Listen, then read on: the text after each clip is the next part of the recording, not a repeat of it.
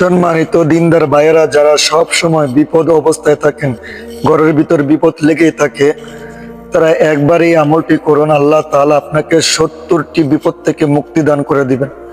হযরত আবু নাঈম ইবনে আবি শাইবা রহিমাহুল্লাহ এই আমলের বর্ণনা করেন। আল্লাহর রাসূল সাল্লাল্লাহু আলাইহি ওয়াসাল্লাম বলেন, যে ব্যক্তি নিম্নে দোয়া একবার পাঠ করবে, 100 বার নয়, মাত্র একবার, আল্লাহ তাআলা তার 70টি বিপদ দূর করে দিবেন। সুবহানাল্লাহ। দোয়াটির শুদ্ধ উচ্চারণ, লা হাওলা ওয়ালা কুওয়াতা ইল্লা বিল্লাহি ওয়ালা মালজাআ ওয়ালা মানজাআ মিনাল্লাহি ইল্লা ইলাই। আবার আমার সাথে পড়ুন, লা হাওলা ওয়ালা কুওয়াতা ইল্লা বিল্লাহি ওয়ালা মালজাআ ওয়ালা মানজাআ মিনাল্লাহি ইল্লা ইলাই।